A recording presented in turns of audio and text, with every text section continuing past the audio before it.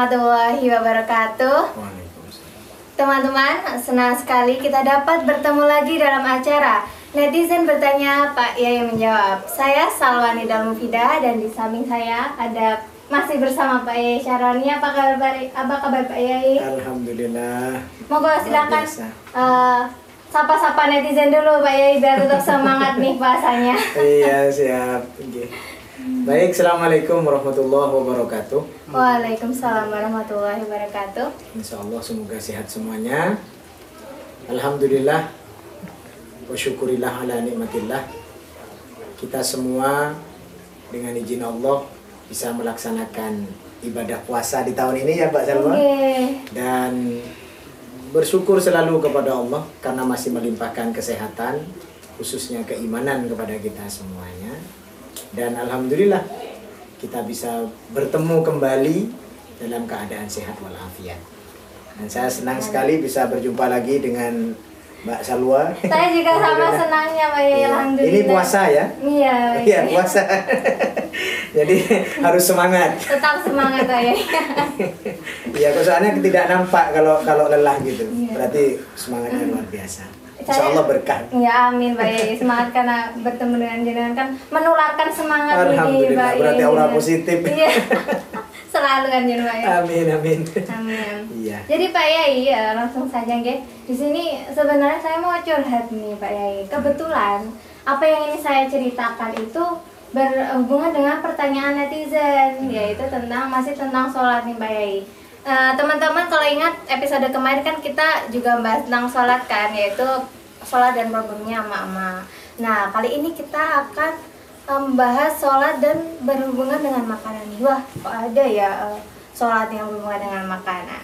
Jadi seperti ini Pak Yai. Sebelum saya menanyakan pertanyaannya netizen, sebenarnya kita itu kalau masih punya wudhu lalu melaksanakan sholat setelahnya itu apakah boleh tanpa wudhu lagi ya Pak Yai? Contohnya saya masih punya wudhu di maghrib, terus saya sholat isya tanpa wudhu itu boleh nggak sih Pak? Ya, ya Bismillah, boleh tentunya ya. Tentu saja jangan sampai wudhunya batal. Kalau wudhunya batal ya tentu harus ambil wudhu. Nah yang membatalkan wudhu itu yang harus dicermati. Ada 4. Nah waqidul wudhu itu ada 4. Yang pertama, bersentuhannya kulit laki-laki dan perempuan, itu batal. Kemudian ada sesuatu yang keluar dari 2 jalan, baik kubul maupun dubur. Nah, kemudian yang ketiga, masuk kubulil adami, menyentuh kubulnya anak Adam. Dan yang keempat, tertidur. Ya, tertidur yang posisi tidurnya itu tidak nempel dengan tanah di tempat duduk. Jadi kalau orang tidurnya duduk, tidak bergerak-gerak, nah itu masih sah, artinya belum batal. Tapi kalau tidurnya sudah seperti aliran pagar nusa ya, jadi kayak tuh, Pak? Ya pencaksilat kayak tidurnya sampai begini, sampai salto-salto tidurnya itu tidak batal. Tapi kalau tidurnya duduk seperti orang duduk tawarruk gitu, duduk bersila, kemudian terus anteng begitu, nah itu tidak membatalkan. Tidak membatalkan. Jadi boleh. Artinya bukan hanya maghrib ke isya. Misalnya kita wudhu waktu isya nih, tidak tidur semalaman sampai subuh. Wah. Walaupun saya nggak yakin ya, gitu. Wah, zaman now ini agak berat, terutama teman-teman netizen nih.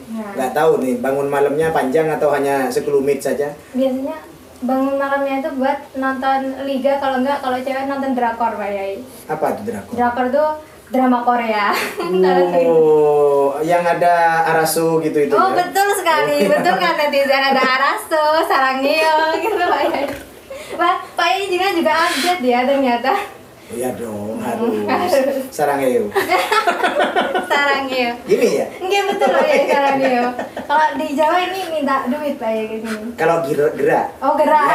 Kalau gerak. Tapi kalau diem gitu enggak, sama aja ya kayaknya. Masya Allah. Jadi apa namanya, wudhu itu bisa untuk sholat tidak setiap waktu. Artinya dawamul wudu ya, melanggengke wudu namanya. Nah, kalau kita wudu misalnya duhur, kemudian dari duhur kita misalnya khutmil Quran sampai asar, terus langsung sholat asar, boleh. Dan itu tidak batal karena makan dan minum.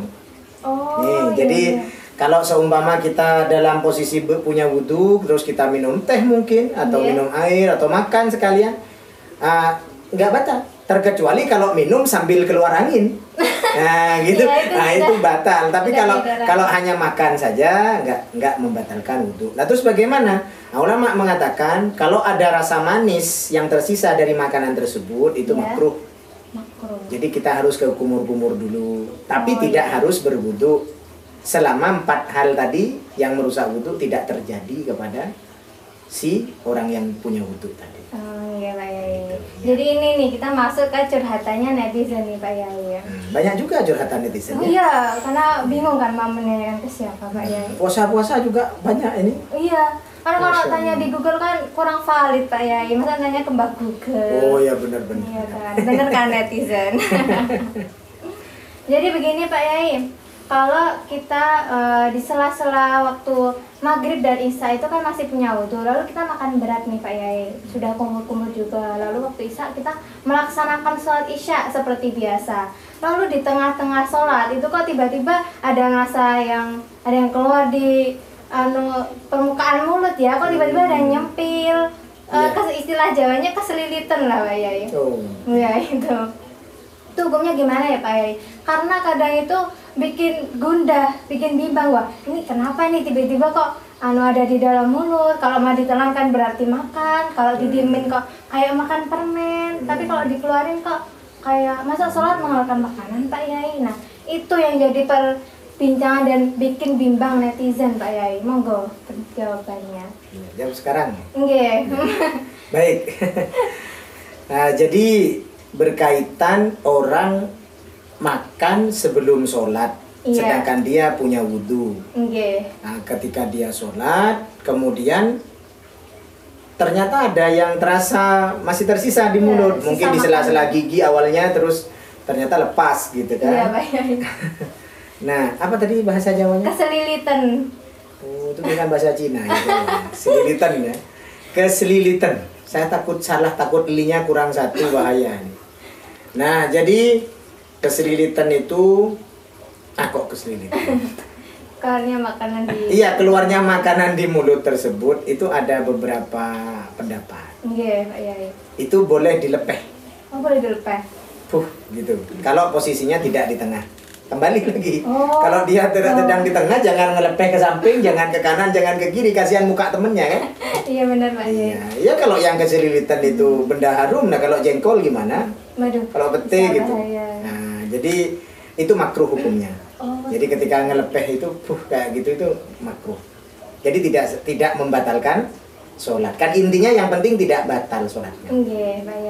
Kemudian atau apa istilahnya ya, kalau saya orang Jawa nggak tahu saya istilahnya. Jadi ditahan di mulut kayak ngemut permen itu. Oh, seperti ngemut permen itu boleh Pak ya? Boleh. Oh iya. Malah itu lebih baik. Oh, seperti asalkan itu. Selamat dari ketelen. Kalau sampai ke ketelen apa istilahnya? Iya, tertelan gitu. Nah, itu batal.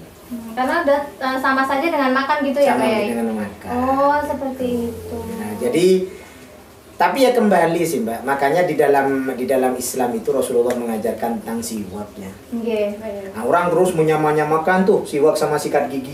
Enggak, beda. Beda ternyata. Iya, beda. Jadi kalau sikat gigi biasanya kan kita pakai sebelum atau pas mandi. Kalau sudah mandi. Sedangkan siwak itu yaitu ketika hendak memulai sholat, memulai ibadah, kita disunahkan untuk bersiwak.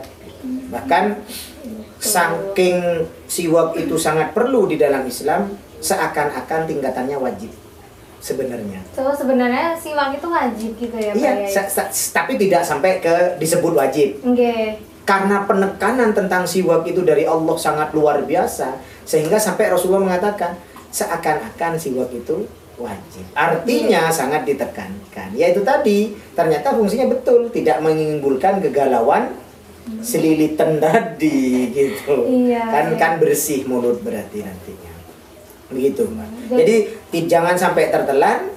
Kalaupun mau dilepeh, dikeluarkan, ya itu makruh hukumnya. Oh seperti itu. Ya. Tapi lebih baik ya tadi ya Pak. Ditahan aja. Ditahan aja. Ditahan. Loh, kalau ketelan gimana? Akan ketelan itu antara nelen atau tidak itu ada sengaja atau enggaknya. Okay. Orang mau nelen sesuatu itu kan pasti ada kesengajaan. Iya. Sama seperti orang mau minum obat. Meskipun sudah didorong dengan air, kalau dirinya menolak untuk nelen ya nggak masuk kan? Nah, masih begitu. Tertahan di mulut. Masih tertahan di mulut seperti itu. Oh, seperti itu. Ya, jadi alhamdulillah sih itu perlu juga ditanyakan karena tapi jangan sampai kemudian bimbang terus dengan itu. Nanti kalau ketelan, nah kan baru nanti belum ketelan gitu. Iya, iya, Pak. Iya, iya, jadi nikmati aja dah gitu. Nikmati prosesnya. Iya, iya. Ya sampai selesai. Dan kalau sudah seperti itu, pelajarannya adalah ibrohnya besok itu berikhtiar supaya mulut sudah bersih. Mosok sholat yo sak derenge sholat nyemil dhisik itu kan ketok. Makan nasi padang dulu Pak ya. Mantap. Waduh, ini sudah duhur ini. Iya, masih lama nih untuk duduk maghrib kan? Iya, jadi yang lapar nih Pak ya, Indo netizen. Iya, mancing-mancing nasi padang sih. Iya. Karena kadang itu ya Pak ya, permasalahan kita kan jadi kayak nggak kusyuk gitu loh Pak ya. Wah, ini kok tiba-tiba muncul dan kita itu jujur ya Pak ya, saya pun sendiri belum tahu hukumnya gimana, harus dipakai atau harus di itu karena nggak, iya karena nggak banyak orang yang membahas hal itu gitu Pak Yai. Iya, makanya kita perlu memberi penjelasan ini dikarenakan tapi bukan berarti tidak khusyuk loh kalau ada itu, malah khusyuk malah. Kok gitu Pak? Benar. Itulah kalau Allah sudah memberikan nikmatnya.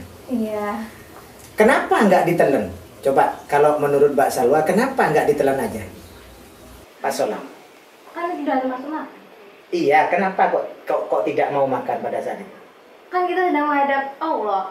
Dalam arti sholat, dalam arti sholat. Berarti ingat nggak waktu itu sedang sholat? Ingat Pak Yai. Khusyuk nggak kalau ingat itu namanya? Khusyuk. Iya khusyuk dong sholatnya berarti. Berarti sadar dong kalau kemudian saya sedang sholat, makanya nggak boleh ditelan. Kalau saya keluarkan makruh. Karena kita sadar waktu itu sedang sholat. Itu anugerah dari Allah. Alhamdulillah. Iya, tapi bukan berarti kalau mau sholat ngemil dulu dong.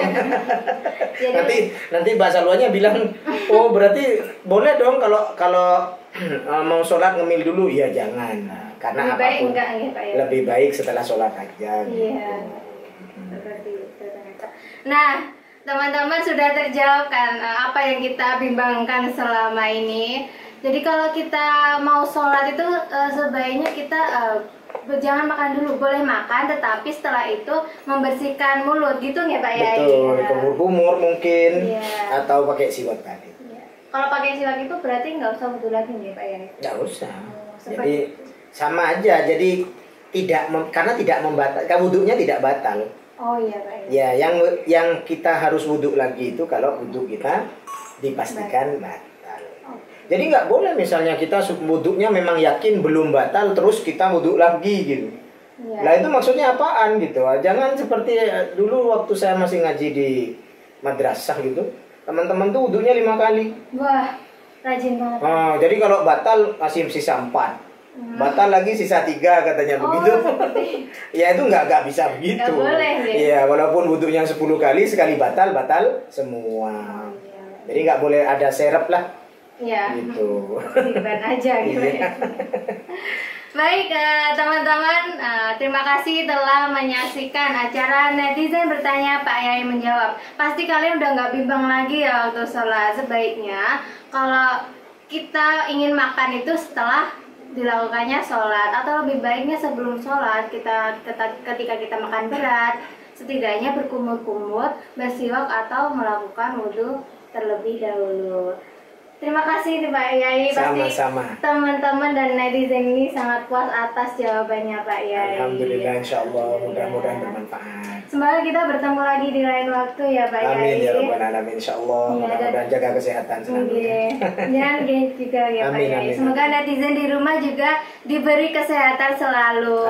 Amin ya rabbal alamin. Terima kasih dari saya Salwani Dalal Mufidah dan Pak Yai Syaroni. Wassalamualaikum warahmatullahi wabarakatuh. Waalaikumsalam.